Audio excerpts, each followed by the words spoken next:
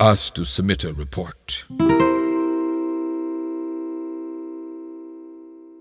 However, one rather unusual and unexpected development during our regular committee meetings was that during that time, Golwalkar and I became close friends.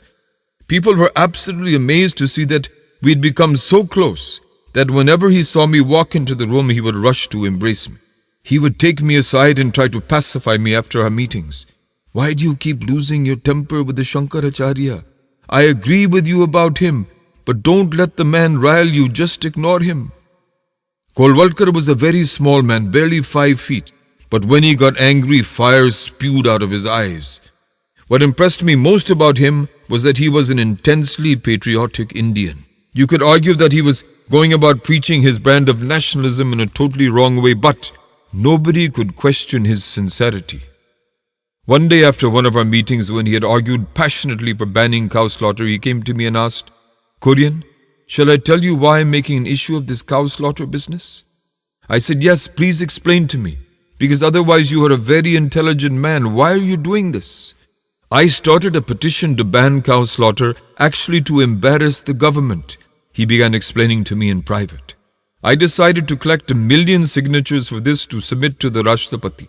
In connection with this work, I traveled across the country to see how the campaign was progressing.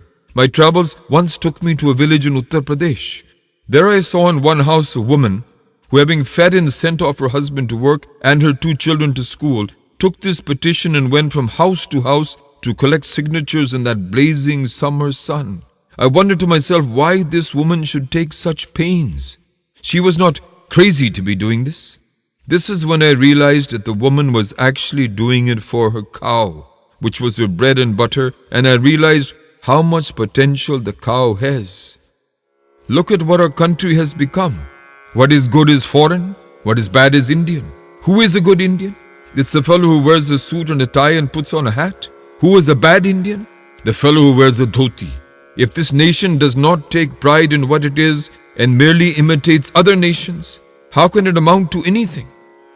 Then I saw that the cow has potential to unify the country. She symbolizes the culture of Bharat. So I tell you what, Kurien, you agree with me to ban cow slaughter on this committee, and I promise you 5 years from that date, I will have united the country. What I'm trying to tell you is that I'm not a fool, I'm not a fanatic.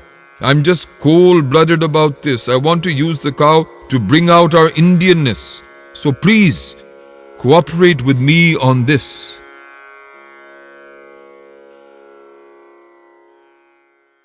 Of course, neither did I concur with him on this, nor did I support his argument for banning cow slaughter on the committee.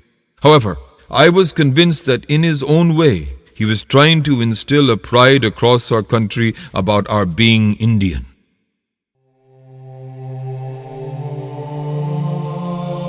This side of his personality greatly appealed to me.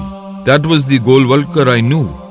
They had accused him of plotting the murder of Mahatma Gandhi, but somehow I could never believe it. To me, he came across as an honest and outspoken man. And I always thought if he were the Hindu fanatic that he was made out to be, he would never have been my friend.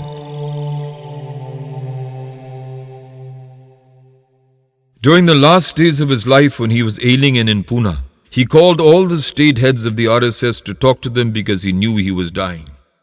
After Golwalkar passed away, one of these men turned up at my office to meet me.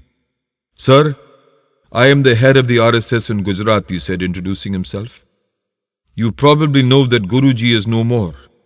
He had called all of us to Pune, and when I told him that I was from Gujarat, he said to me, "When you go back to Gujarat, please go to Anand and specially convey my blessings to Dr. Kurien.